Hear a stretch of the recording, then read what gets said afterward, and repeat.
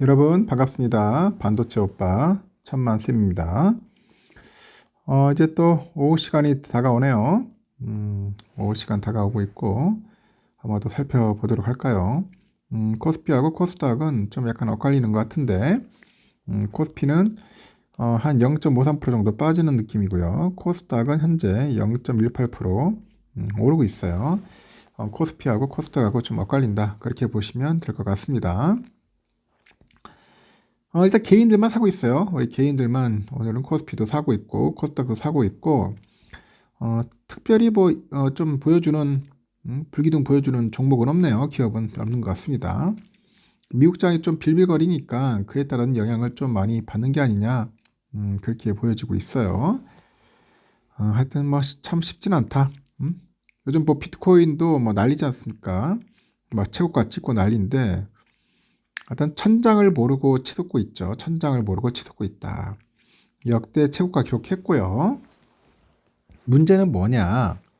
이 거품에 대한 경고가 나오고 있어요. 거품. 이 경고가 나오고 있습니다. 그거 조심해야 돼요. 코인베이스에 보니까 미 동부 기준 오전 10시 정도 보니까 비트코인 한 개당 가격이 24시간 전보다 4% 정도 상승해서 69,115달러 기록했죠. 기존의 최고치였던 69,000달러를 돌파를 했어요. 69,000달러를 돌파한 것은 이번이 처음이라고 하죠. 21년 11월에 기록했던 최고가 68,990달러를 2년 4개월 만에 갈아치웠는데 69,300달러까지 치솟고 나서 그 차익 매물 출현으로 곧바로 하락을 합니다. 그러다 보니까 오전 11시 30분 보니까 한 4,000달러 가까이 빠져서 65,300달러 정도까지 떨어집니다. 비트코인은 지난해 10월 이후 160% 정도 급등을 했고요. 지난 2월 이후로만 약 40% 정도 넘게 이제 상승을 했죠. 시장에서는 미 증권거래위원회가 지난 1월 11개 현물 상장 지수 ETF 이거를 승인한 효과가 본격화하고 있는 것으로 분석을 했는데, 블룸버그에 따르니까 비트코인 현물 ETF 거래 이후 총 73억 5천만 달러가 유입된 것으로 전해집니다. 여기에 비트코인 공급량이 절반으로 줄어드는 관광기가 다가오는 점도 가격을 끌어오는 요인이 됐고요. 비트코인 공급량은 2,100만 개로 제한되어 있어요. 이 중에 1,900만 개는 이미 채굴된 상태라고 합니다. 비트코인을 비롯해서 최근에 미국 증시에서도 급등락을 보이는 주식들이 있어 투자에 신중을 해야 한다, 그런 이야기들이 있습니다. 그래서 여러분은 신중을 기해야 합니다. 신중. 제가 말씀드리고 싶은 거는 영원히 계속 그렇게 오르는 건 없어요. 오르다가 중간에 한번 꺼집니다. 거품이 꺼지니까 그런 부분들을 참고하시고, 중국의 최대 정치 이벤트죠. 양회라고 하는데, 전인대하고 전국인민정치협상회의를 양회를 현재 앞두고 있어요. 중국 증시가 상승세를 보이면서 중화개미들의 그 기대감이 커졌고요. 다만 싱거운 정책 기조, 싱겁다, 짜지가 않아, 싱거워. 그래가지고 국내 증권가에서 아주 비관적인 목소리가 나오고 있습니다. 비관적인 목소리가 나오고 있는 분위기다. 상위지수 오전에 보니까 좀 오르긴 오르더라고요. 한 0.28% 정도 올라서 3,047.79로 나타냈어요.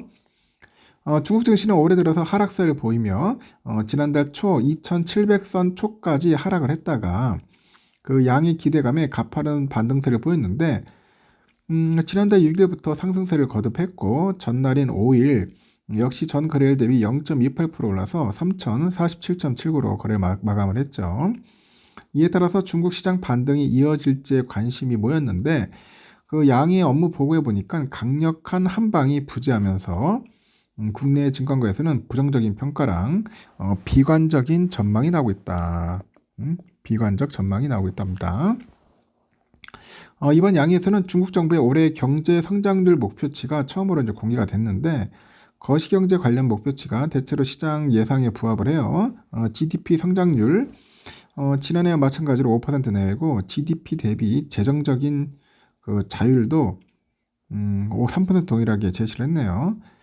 중국 정부는 그 경제 건설과 관련해서는 높은 수준의 사회주의 그런 사회경제 체제 건설과 현대적 그런 산업 체계 구축, 그리고 농촌의 활성화 전면적인 추진, 고위 개방 추진 등을 제안을 했어요. 중소기업의 경영 환경의 최적화와 민간 기업의 자립 강화 지도 등의 그런 제안을 민간 경제의 발전과 성장 촉진을 의견서에 반영했다고도 밝히죠. 또 소비 회복과 확대 관련 제안, 외국인 투자 유치, 국경 간의 전자상거래 발전 제한 등을 사업에 이제 포함시켰다고 보고를 해요. 다만 부동산과 관련해서는 지금까지 발표된 정책 외에 그런 추가적인 메시지는 없었어요. 당국은 부동산 경기 회복을 위해서 부동산 규제를 계속해가지고 완화할 것이다 그렇게 강조를 했는데요. 수요뿐만 아니라 이제 공급 측면에 대한 지원을 확대해 나갈 거라고 이제 예고를 한 거죠. 시장에서는 주목도를 높일 만한 내용은 없다는 그런 반응인데, 양의 업무 보고 내용에 대해서 현재 보니까 한국투자연구원이 부동산 시장을 빠르게 턴 어라운드 시킬 수 있는 정책은 부재하더라. 그 지방 정부의 부채 문제 해결을 지속할 뜻을 밝혔는데 구체적인 그런 안이 없었다는 거예요. 구체적인 안이 없다. 가장 중요한 게 부동산이거든 지금. 이 부동산이 완전 엉망이라서 이걸 어떻게 살려야 할 것 같습니다. 중국 경제는 내수하고 수출 경기 부진이라는 쌍절벽 리스크에서 현재 벗어나지 못하고 있답니다. 기존의 정책 기조가 크게 달라지지 않았다는 점에서 내수 부진 현상이 당분간 지속되지 않겠냐 보고, 향후 부채하고 부동산 침체를 해소할 그런 강력한 그런 정책의 의지가 가시화되지 못하면 올해도 중국 경제 회복 혹은 불확실성 해소를 기대하기는 어렵다고 합니다. 일단 발표된 정부의 업무 보고 내용은 시장 컨센에 대체로 부합하는 모습을 보였는데 5% 경제 성장률 달성 가능성에 대한 의구심이 여전한데요. 그런 상황에서 당국이 드러낸 부양의 의지는 시장의 의구심을 해소하기는 역부족이었던 것 같아요. 특별 국채 1조 위안, 그리고 AI 플러스 출범, 외자 전면 투자 개방 등 긍정적인 내용도 다수 존재했으나 전반적인 재정 정책 그 규모와 정책의 방향성 모두 다소 부족했다 이렇게 꼬집습니다. 중국이 좀 살아나야 하는데 살아나지 못하다 보니까 우리 K 증시에도 영향을 좀 주는 것 같습니다. 좀 아쉬운 면이 좀 있긴 있어요. 중국이 살아야 돼요. 중국이 어쩔 수 없어. 미워도 미우나 싫으나 우리 옆에 있다 보니까 중국의 영향을 좀 받을 수밖에 없습니다. 현재 삼성은 여러분들 아시다시피 72,900원 정도 흘러가고 있고요. 외인들은 지금 사고 있어요. 그리고 우선주도 62,500원 정도 흘러가고 있습니다. 오늘은 이렇게 소폭 좀 빠질 거다 생각을 하시기 바랍니다. 어쩔 수 없네요. 전반적으로 다 빠지고 있어요. 일단 참고하시기 바라고 또 다음 시간에 뵙도록 하겠습니다.